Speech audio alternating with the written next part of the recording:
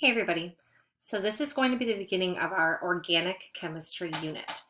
So organic chemistry is the chemistry of living things. The term organic actually refers to alive things.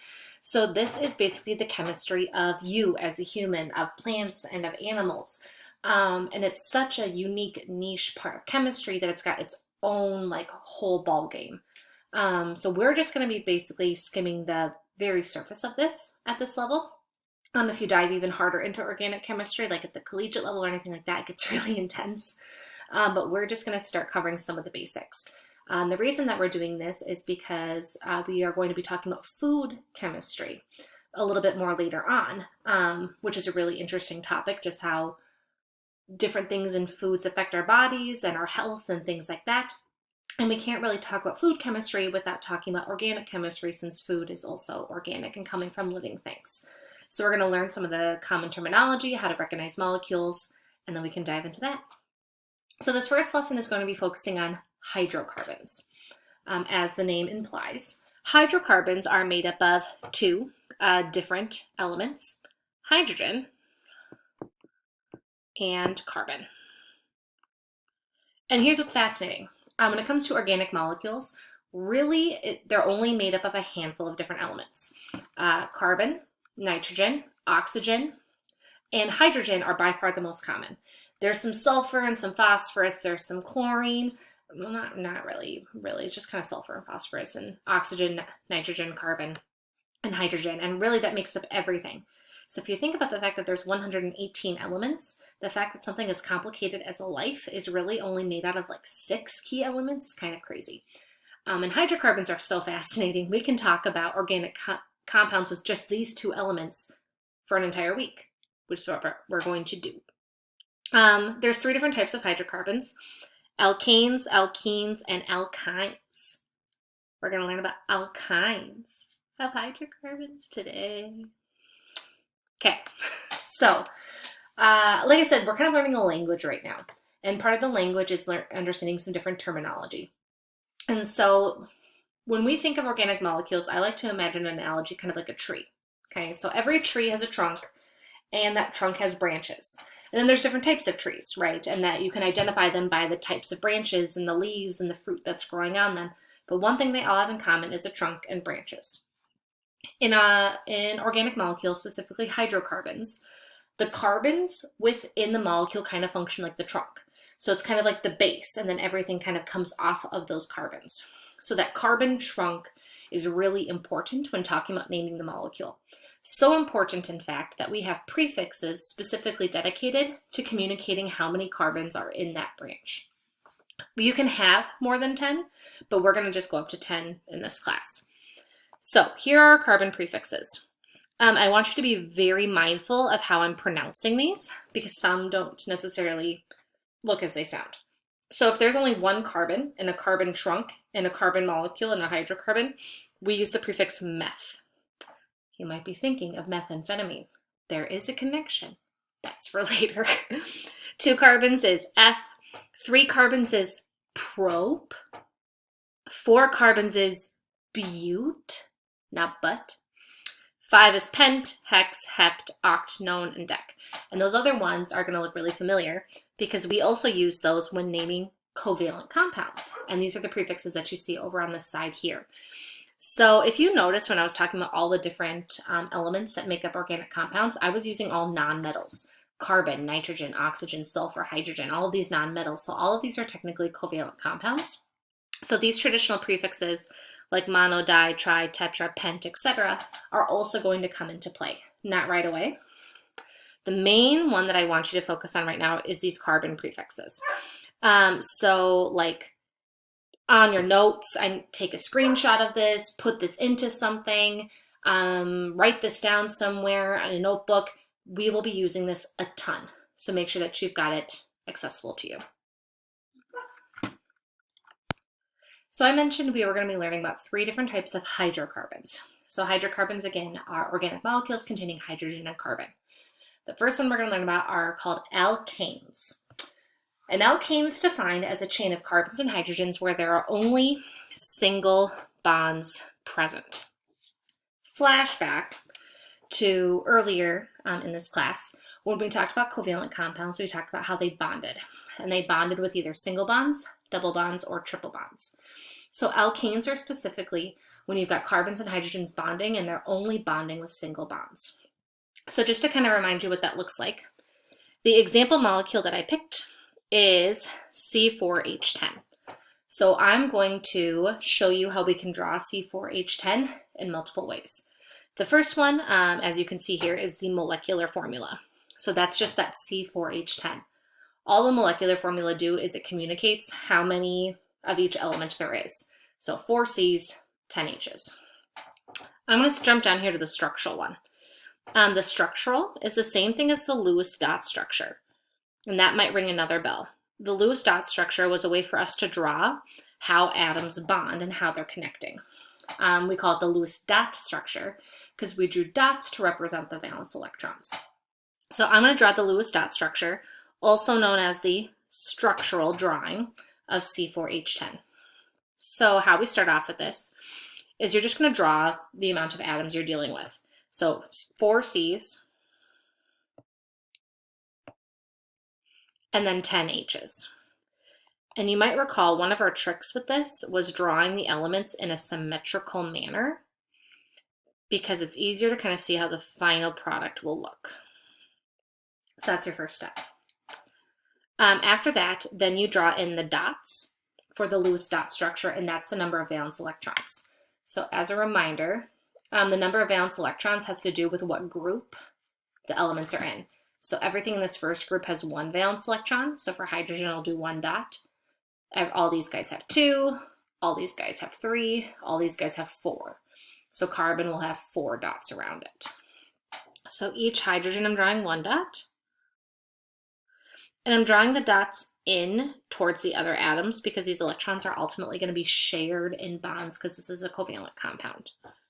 And then the carbons, I'm drawing 4 dots for the 4 valence electrons. All right. After you do that, basically you connect the dots until everybody has a full octet. You might recall that a full octet is when an atom has 8 valence electrons, and that is stable. So all atoms are trying to achieve a full octet by getting 8 valence electrons. Hydrogen's weird. Hydrogen only wants 2 valence electrons in order to be stable, but every other element wants 8. So as you can see, each hydrogen has 1, so they need 1 more to get 2. Each carbon is 4, so they need 4 more to get 8.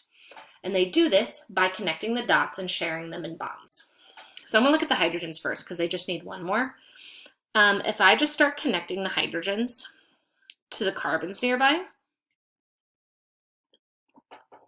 what I'm doing is I'm creating a bunch of single bonds. So when I'm sharing this dot with this dot, those electrons are being shared in a bond, and it's a single bond because you're just sharing 2 electrons with one another. And so if I just single bond every hydrogen like this, all the hydrogens have 2, and now they're good to go. So then I can kind of filter back to my carbons. Remember, the carbons want 8. So this carbon right now has 1, 2, 3, 4, 5, 6, 7. So if I connect it to the next door carbon and these guys share, now it has 8. This carbon, I can slide it over this way. Boom. That's it.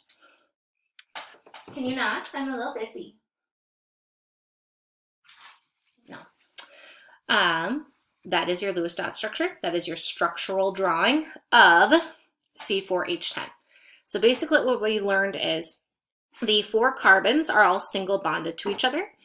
And then the 10 hydrogens are also single bonded to those carbons. And if you remember our definition of an alkane from earlier, alkanes are chains of carbons and hydrogens where there are only single bonds.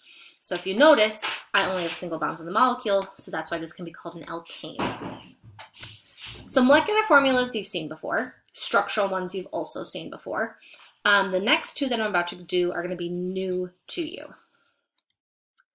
So the first one I'm going to start off with is going to be the condensed formula. So the condensed formula kind of works like this. You almost need to have the structural drawing in front of you in order to get it. Basically what you do is you write down the first C in the molecule, which is this one here, and then after it you write whatever's attached to it. So this one has hydrogens attached to it, and it has 3 in total, so I write CH3.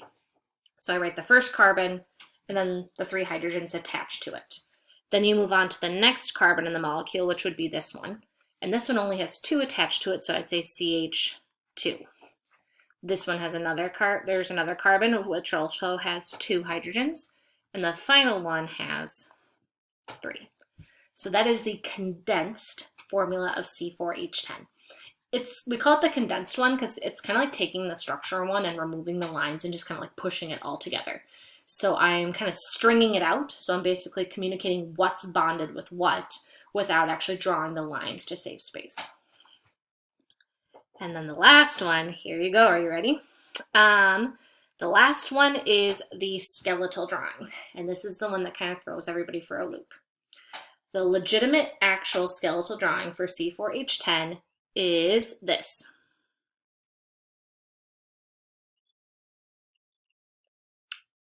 Yep, done.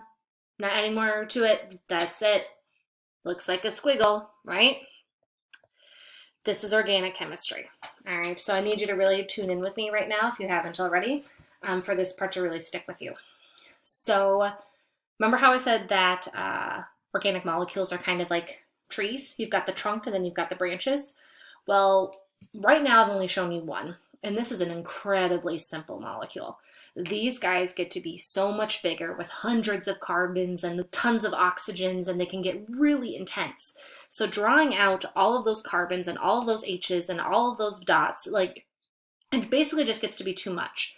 So what some fabulous scientists did is they kind of simplified a way to draw it in order to make it easier. And that's these skeletal line drawings. So it takes a little bit of interpreting and a little bit of inferring, and it can be a little tricky at first, but the more and more you use it, the easier and easier it gets. Basically, when you've got this line drawing, you need to infer that every peak and every tip on the line is a carbon. So if I come back to the lines I drew here, every peak, so these 2 peaks here, and then every end, so these 2 ends here, so boom, boom, boom, boom, is a carbon. So these 4 areas right here are these 4 carbons right there. So then, that's just the carbon part. So for example, if I drew you this, you would go, okay, 1, 2, 3, 4, 5, 6, 7, 8.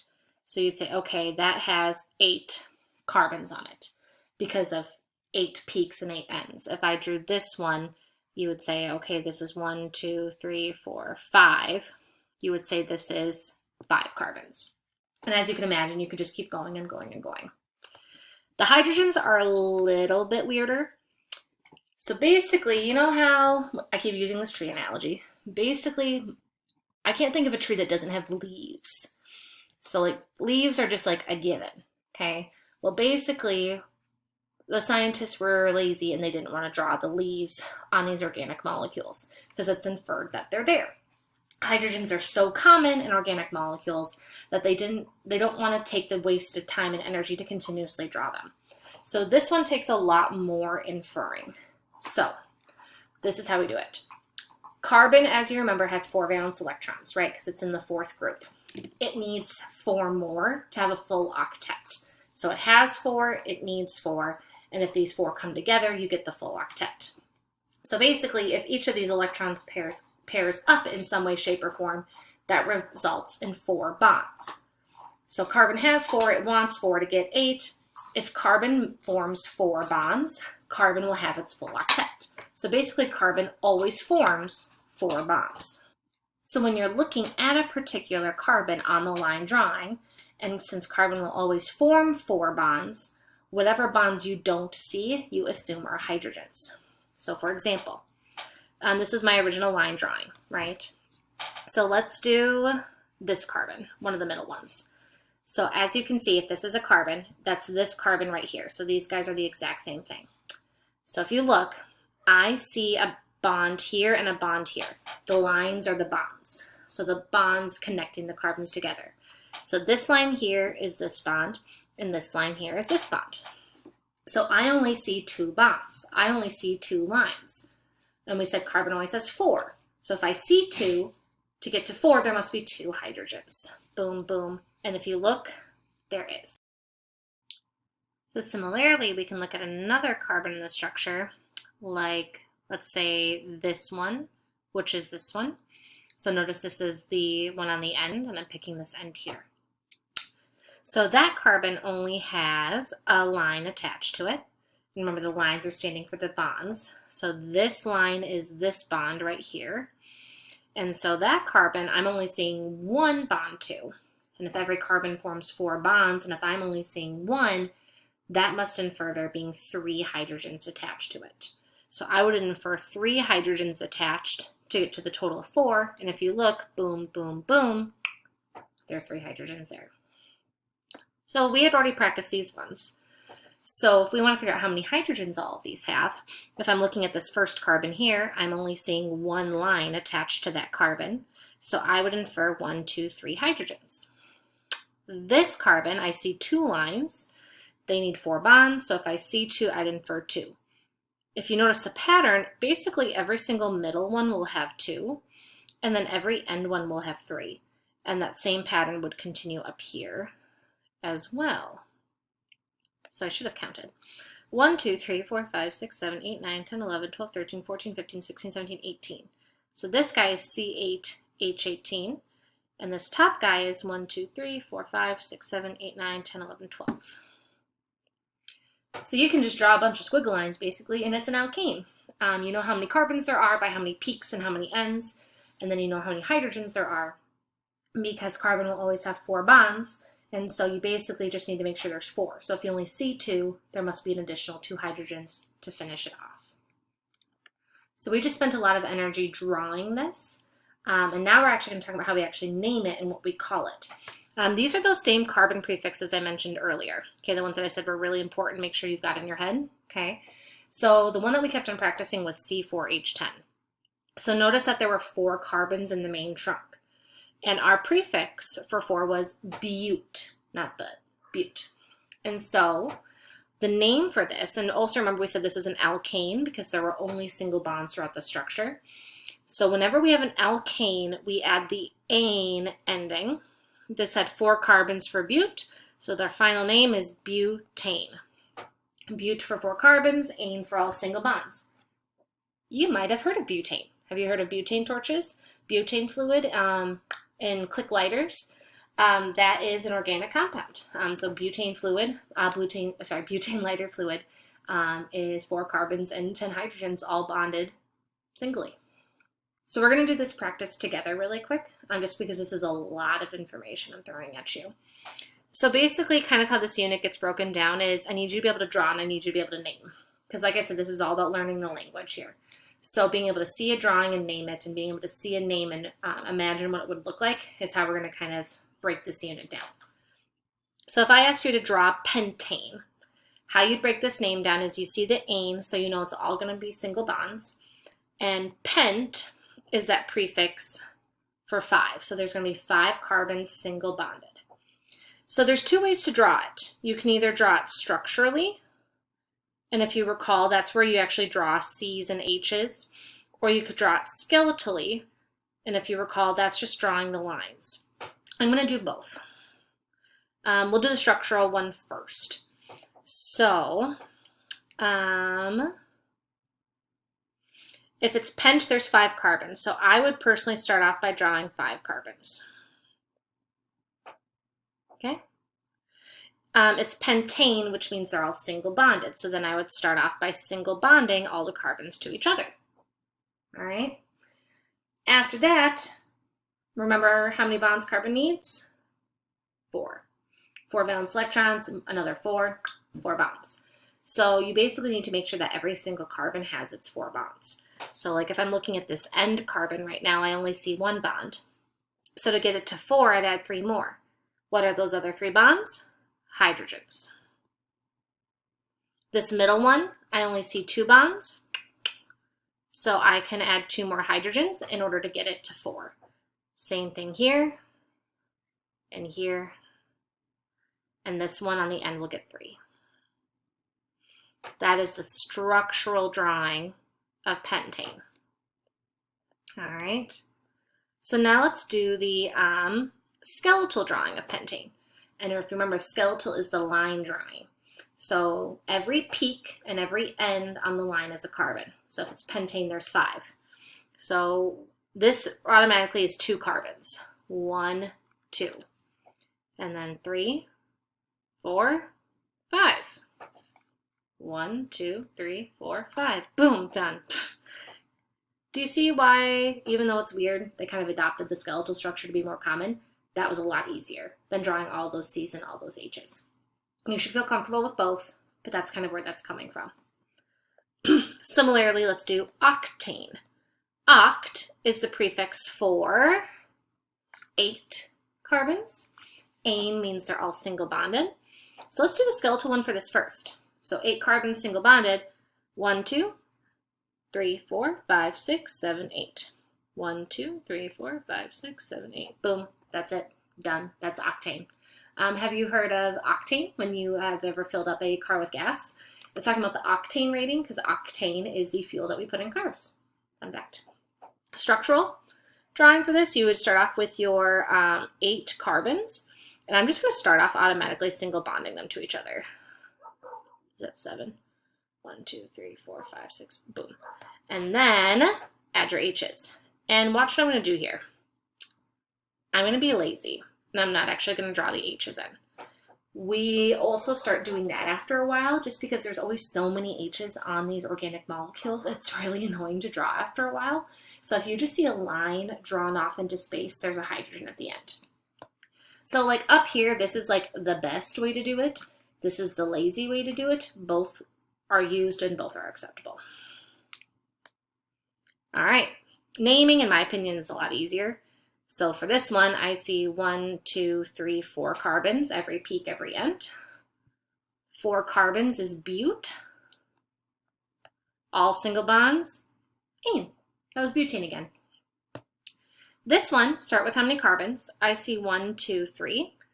The prefix for 3 carbons is prop, not prop, it's prop. Prop, I see only single bonds, so this is propane. Have you heard of propane? That is the gas that goes into grills. So a lot of these names that we're going to come up with here might sound kind of familiar because we use organic molecules all the time in our everyday life. Remember how I said there was 3 different types of hydrocarbons? Yeah, we just did one. Stick with me, okay? The next one we're going to talk about is alkenes. So we just did alkanes, and now we're doing alkenes. Alkenes are when you've got chains of carbons and hydrogens where there are single and double bonds. So an alkene is when there is at least one double bond. It doesn't have to be filled with double bonds, but if there's a double bond anywhere in the structure, we call it an alkene. So we're going to run through those same examples as we did before. So the example I'm doing for this one is C2H4. Remember, the molecular formula is just this, just how many C's and how many H's. The structural is when you actually draw the C's and draw the H's. So there's 2 carbons, so I'm going to start off with 2 carbons, and then there are 4 H's. I'm going to draw them symmetrically. Remember, the key here is remembering that carbon always needs 4 bonds, and then hydrogen only needs 2. Again, because filling out that full octet. So if I bond all the hydrogens first, okay, now all the hydrogens have their 2 valence electrons, they're fine. And then you can bond the carbons together. But if you notice, each carbon is left now with 1, 2, 3 bonds. And each carbon needs 4. There's no H's around, so they must double bond with each other. They must bond with each other again. So this right here is a double bond, if that's kind of a throwback from earlier, if you recall that. So this is an alkene because there's at least 1 double bond. There's single bonds here too, but the presence of a double bond makes this an alkene. The condensed formula of this, remember, you go along and then you write down all the carbons and what they're attached to. So the first carbon, it looks like, has 2 hydrogens, and then the second carbon also has 2 hydrogens. So CH2, CH2. That would be it for this one. All right, the skeletal one, remember, this is the weird one with the lines. So every peak and every end is a carbon. Well, there's only 2 carbons here. So you would start off by just drawing a line because that's a carbon and that's a carbon. But now this is an alkene, so now that means there's a double bond. So how you convey the double bond is you draw 2 lines. So this is C2H4 in the skeletal drawing. This is a carbon, representing these 2 carbons here. The 2 lines you're seeing here are the double bonds in between them. How you'd see a double bond in like a larger structure, for example, would be something like that. So just somewhere along the structure, you draw a second line. So this is an alkene and the double bond is right here. You can draw them on top or on bottom, it doesn't matter. Just 2 lines next to each other is a double bond, which therefore turns it into an alkene. Similar to alkanes, the naming system works around the same idea.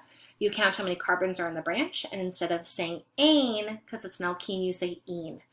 So C2H4 is named ethene. Eth for 2 carbons, ene because it's an alkene with a double bond.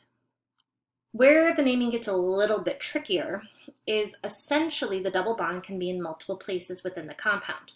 So if you look, I've got 2 examples of alkenes here because there's a double bond, so the 2 lines next to each other. So with the naming system we just learned, what I would do for both of these is I'd count how many carbons there are. 1, 2, 3, 4. 1, 2, 3, 4. So both of them would get that prefix bute for the 4 carbons. And since they've got the double bond, I would say butene because there's a double bond present. Here's the problem though.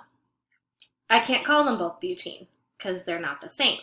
They're not the same because the double bond is in a different spot.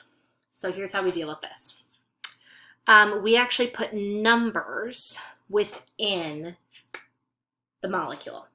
And then the numbers communicate where the double bond is. So we go like this. 1, 2, 3, 4. You basically assign each carbon a number. 1, 2, 3, 4. After you assign each carbon a number, then you look and see what number the double bond starts at, specifically where it starts. So in this first structure, do you see how the double bond is starting at number 1? And over here, do you see how the double bond is starting at number 2? So how we would name these then is 1-butene and 2, I'm gonna change the color. 1-butene and 2-butene. So that's how we would differentiate these. So you add the number to communicate where the double bond is beginning. Generally, if it's on carbon 1, you usually don't include a number. You can, but sometimes you'll just see it written as butene without the number 1. That's only if it starts on the number 1 though. So here's where it gets a little trippy. Question that you can't answer because we're not together. Is this and this the same thing? Well, you might not say so, but what if I just flip it? Yeah. Are these not the same molecule if I flip it around? Okay, yes, that's the same thing. You flipped it. Congratulations. Well, here's what happens. 1, 2, 3, 4. What number is the double bond starting at now? 3.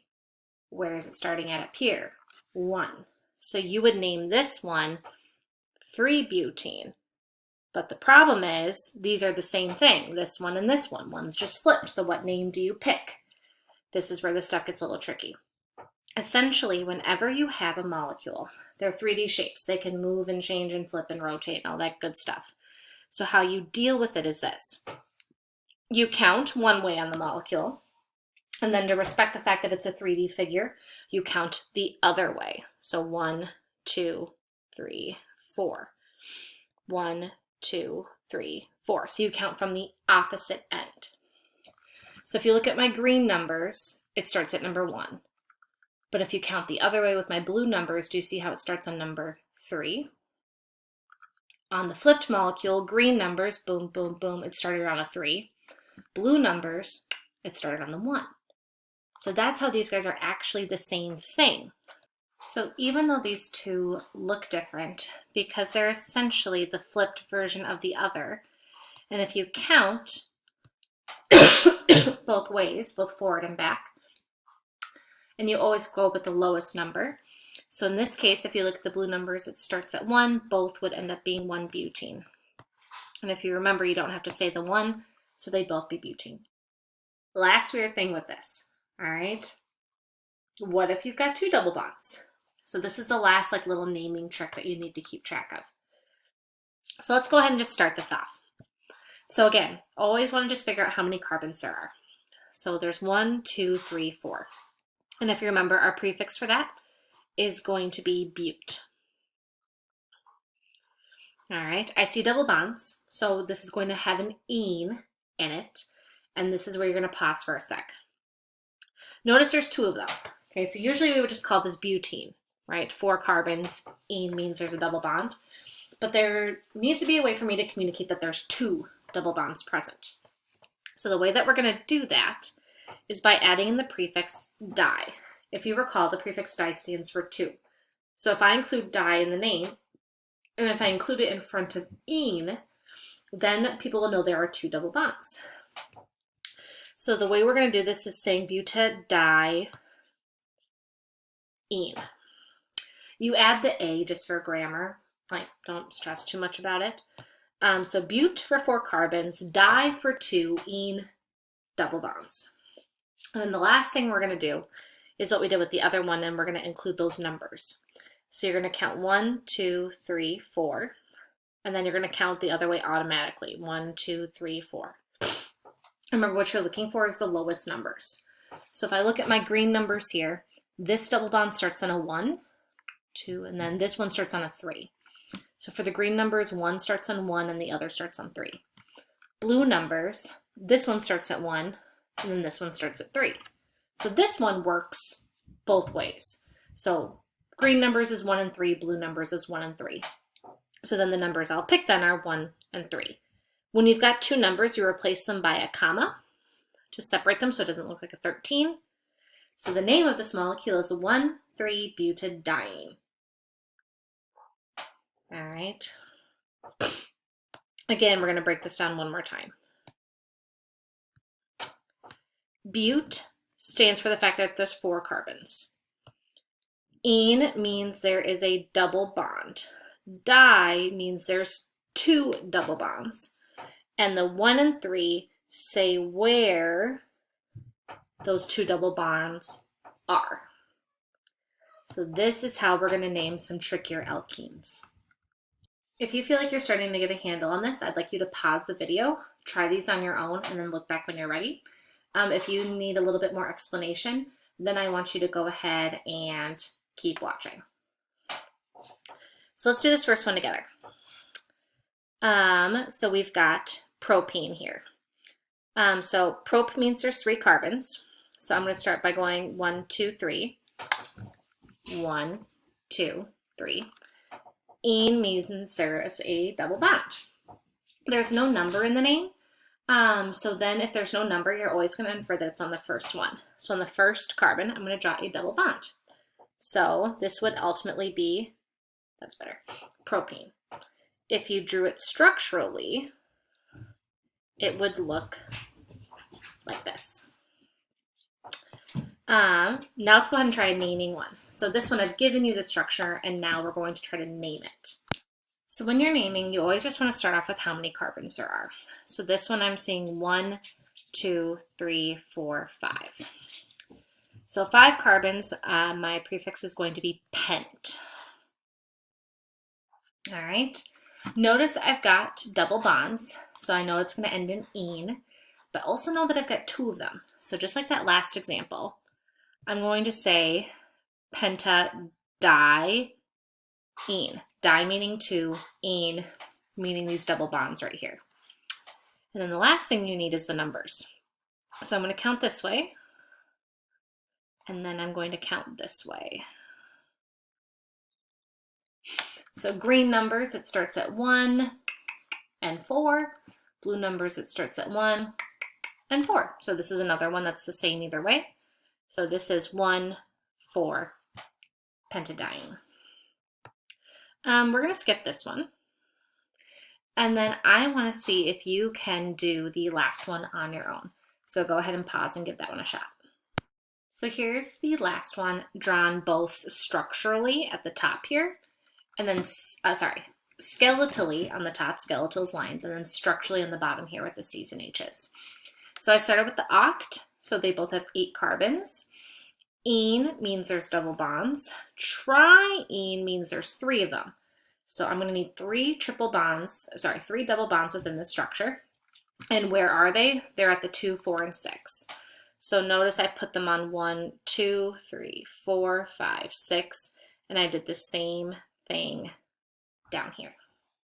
Alkenes. Last one, I promise, and it's easy because it's exactly like alkenes, except for it's alkynes. And alkynes deal with triple bonds. So similar to alkenes, an alkyne is when there's at least 1 triple bond. So again, it doesn't have to be filled with them, but if there is at least 1 triple bond somewhere in the structure, we call it an alkyne. So our quick example of this is C2H2. So if I do this guy structurally, I'll do 2 C's and I'll do 2 H's. If you bond the H's with the C's, both of the carbons are left hanging by just having 1 single bond. And if they need to have a total of 4 bonds, if there's 3 in between them, then they each have 4. So that is your triple bond, and that's why this is an alkyne. The condensed formula would just be CH-CH. Go along the line on each C and say what's attached to each C. In this case, it's just 1 H for both. The skeletal, you'd start off with 2 carbons, so 1, 2, but it's a triple bond between them, so you're going to draw 3 lines in between them. For naming these, same idea. You're going to count how many carbons there are, and now the ending is -ine. So eth-ine for this one. Ine for the fact that it's an alkyne. There's a triple bond somewhere in the structure. Just like with alkenes, you need to keep track of the fact that the triple bond can be in different places. So this one would be called butyne because the triple bond is on the first one. This one would be called 2-butyne because the triple bond is on the second one. And that's keeping track of counting both ways. This one would be 1,3-butadiene. Di, because there's 2 triple bonds, 1 and 3, because they're both on the 1 and 3. So as you can see, all of those processes we just learned apply to alkynes as well. We just add that ine ending instead. Skip this one and try the 3 on here on your own, and then tune back in when you're ready. All right, here you go. I drew both the skeletal and the structural one here. 4 carbons, triple bond on the 2. These ones, diene, because there were 2 triple bonds. And notice for this one, the number was 1, 4. When you counted this way, the numbers were 2, 5. But when you counted this way, the numbers were 1, 4, and you're always shooting for lower numbers. That's also why this one was just propyne, because if you count this way, it's on the number 1. And if it's a number 1, you don't have to write it. So that's why we'd go with 1 propyne rather than 2 propyne. And that's it. That is alkanes, alkenes, and alkynes, your 3 different types of hydrocarbons. Thank you for sticking with me. You are awesome. You've got this.